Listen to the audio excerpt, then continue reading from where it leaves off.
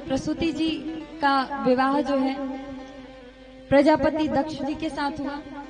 और तीसरी बहन थी जिनका नाम है आकृति, इनका विवाह रुचि प्रजापति नामक राजा के साथ हुआ। और रुचि प्रजापति क्या है, उनके क्या है यज्ञ देव भगवान का प्रादुर्भाव हुआ, जिनको कलिकाल में माना जाता है कि यज्ञ में आहुति डाल देने मात्र से सभी देवी देवताओं का हम आहुति दे रहे हैं, मतलब उनका भोजन वही करवा दे रहे हैं। इधर प्रसूति जी जो हैं, इनका विवाह राजा दक्ष के साथ हुआ, प्रजापति दक्ष के साथ हुआ। और प्रजापति दक्ष की कथा आप सभी ने सुनी है कि उनको कितना अभिमान था,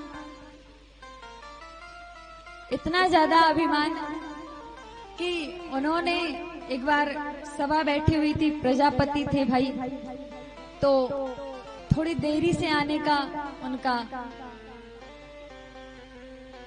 तो सभी देवी देवता आकर बैठ गए सभा में। भगवान भोलेनाथ भी आए उसी सभा में, प्रजापति दक्ष आए नहीं थे। तो भगवान भोलेनाथ ने सोचा कि अभी प्रजापति जी को आने में बड़ा समय है, ऐसा करते हैं जब तक वो आते नहीं तब तक भगवान श्री राम जी का ध्यान कर लेते हैं। नेत्र बंद किया और ठाकुर जी के का स्मरण करने लगे और ध्यान लग गया, उन्हें पता भी नहीं चला। उसी बीच प्रजापति दक्ष जी का आगमन हो गया। वो तो ध्यान में, उन्हें पता नहीं कौन आ रहा है कौन जा रहा है, लेकिन और सभी देवी देवता अपने अपने स्थान पर खड़े हुए। प्रजापति दक्ष जी जब बैठे जाकर उन्होंने कहा सभी बैठ जाइए, तो सभी बैठे। सारी वार्ता विश्राम हो गई, तब जाके शंकर जी का, भगवान भोलेनाथ के नेत्र खुले।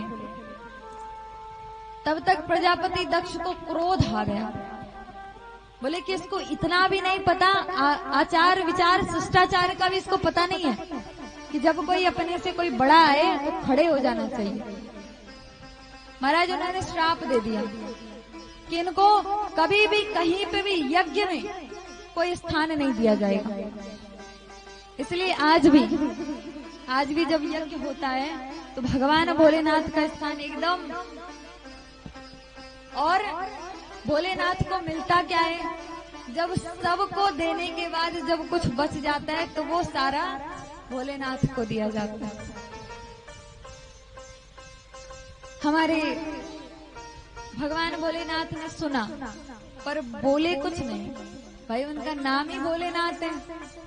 आपने वो कथा सुनी है कि एक चोर था तो चोरी करके भागा। अब चोरी करके भागा, सैनिक पीछा कर रहे थे तो जाके मंदिर में छुप गए। सैनिक बड़ी देर तक इधर उधर टहलते रहे तो वहीं छुपा रहा। जब अंत में सुबह का समय हो गया तो मंदिर में देखा कि एक घंटा लटका हुआ है। बोले और कुछ तो भगवान भोलेनाथ के मंदिर में कुछ विशेष नहीं मिलता है, बस वो घंटा ही था। तो बोले कि बस इस घंटे को उतार लेते हैं और इसी को लेकर चलते हैं, बेच देंगे।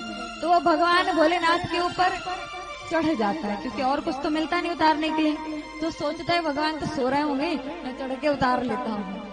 और वो चढ़ के उतारने लगता है, और जब तक भगवान प्रकट हो जाते हैं और भगवान प्रकट होके कहते हैं अरे पुत्र, वो तो डर गया महाराज, भगवान प्रकट हो गए। बोले पुत्र वर मांगो। तो चोर तो डर के मारे कहते हैं महाराज क्या मांगू और क्यों मांगू। बोले आज तक तो सब जल चढ़ाते थे, पुष्प चढ़ाते थे, भांग धतूर चढ़ाते थे, लेकिन तुमने तो खुद को ही चढ़ा दिया। मैं तुमसे प्रसन्न हूँ, बताओ वर मांगो क्या चाहिए। तुम्हारे भोले भंडारी इतने भोले हैं कि चोर के ऊपर उन्हें कृपा कर दी। वहां पर वो कुछ नहीं बोले, चले गए। और एक बार माता सती जो है,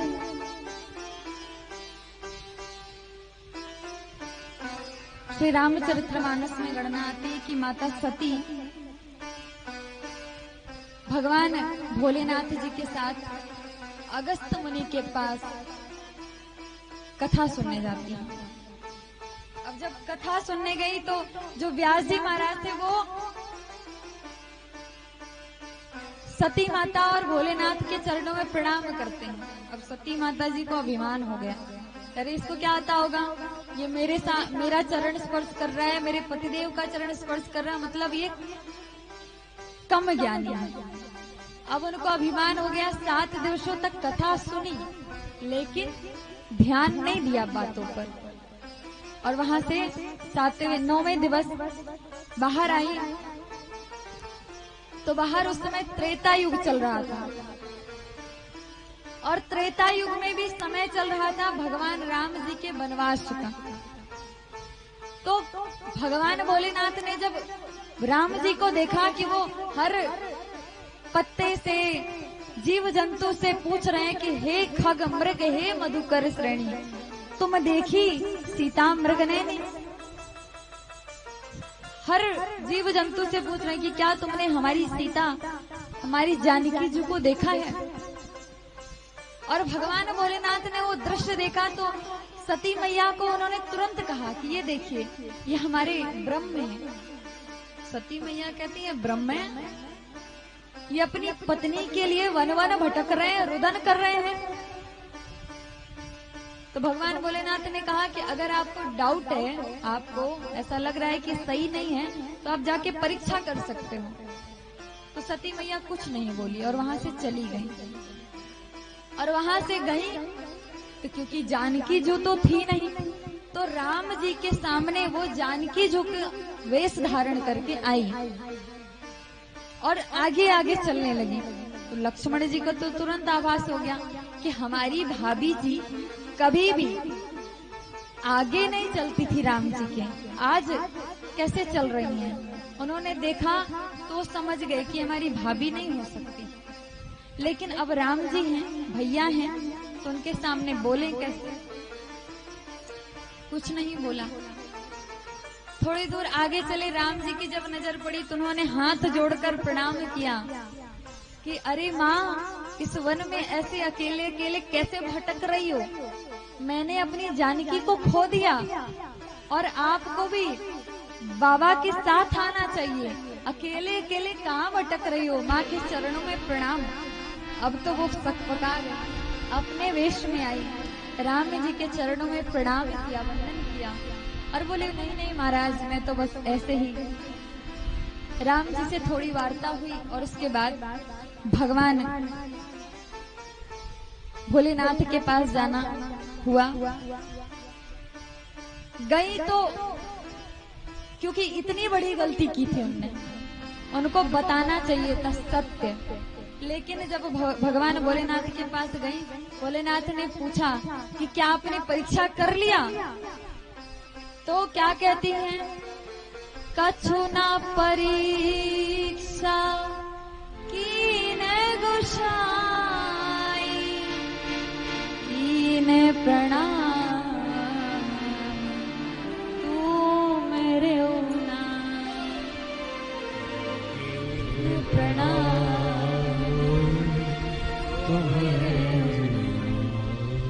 कि कछु ना परीक्षा कीन गुसाई। क्या कहा कि प्रभु मैंने कोई परीक्षा नहीं करी है, आपकी ही बातें गई और मैंने प्रणाम किया और बस मैं वहां से चली आई। बोले अच्छा। भगवान भोलेनाथ को विश्वास नहीं हुआ, कुछ नहीं बोले, लेकिन नेत्र बंद करके ध्यान किया, देख लिया कि ऐसा ऐसा किया है हमने। तो सती माता को अपने सामने स्थान दिया। क्यों दिया? क्योंकि उन्होंने माँ जानकी का रूप धारण कर लिया, तो वो उनकी माता के रूप में आ गए। अब वो उनको वामांग में धारण नहीं कर सकते हैं, वामांग में कभी धारण नहीं कर सकते हैं, क्योंकि वो तो माँ का शरीर धारण कर ली थी। और चूंकि जानकी जी का शरीर धारण किया तो अपमानित भी नहीं कर सकते हैं। माँ है, सामने बिठाया और सुंदर कथा का गायन करने लगी और सती मैया को सुनाने लगी। और उसके बाद कुछ समय के बाद उन्होंने ध्यान लगाया और कहते हैं कि 86,000 वर्ष का उन्होंने ध्यान लगाया। और उसके बाद जब आंखें खुली तब दक्ष प्रजापति यज्ञ कर रहे थे, सबको निमंत्रण भेजा लेकिन भोलेनाथ को नहीं भेजा और भोले बाबा को नहीं भेजा। तो सारे देवी देवता सोचे कि अच्छा भगवान भोलेनाथ को नहीं भेजा है। सब लोग ऐसे होता है ना कि आपके दोस्त के घर में शादी हो आपके दोस्त के घर में, परम मित्र के घर में शादी हो, और शादी से कुछ दिन पूर्व आपका उनका झगड़ा हो गया हो। अब सारे समाज वालों को पता हो कि आपके दोस्त के यहाँ विवाह है और आपके यहाँ निमंत्रण नहीं आया है, फिर क्या करेंगे? सब आपके घर के सामने से होकर जाएंगे, या तो 10 बार पूछेंगे, अरे चल नहीं रहे हो विवाह में? अरे चलते नहीं हो क्या? तुम्हारे क्या निमंत्रण नहीं आया है क्या? सारे देवी देवता यूं ही करते, सब भगवान भोलेनाथ के कैलाश पर्वत से हो कर जा रहे हैं। कोई पुष्पक विमान से जा रहा है, कोई ऐसे ही जा रहा है, किसी प्रकार से जा रहा है। अब सती मैया देखे कि सब जा कहाँ रहे हैं, तो नारद जी जा रहे थे तो उनको बुलाया, अरे सब कहाँ जा रहे हो आप लोग? तो नारद जी ने कहा कि आपको नहीं पता मैया, प्रजापति दक्ष जी ने यज्ञ का आयोजन किया है और हम सभी यज्ञ में जा रहे हैं, आपको नहीं बुलाया। तो उन्होंने कहा कि नहीं नहीं पिताजी हैं, बुलाएं या ना बुलाएं अपने घर में कैसा बुलाना, हम तो जाएंगे। बोले ठीक है। नारद जी चले गए।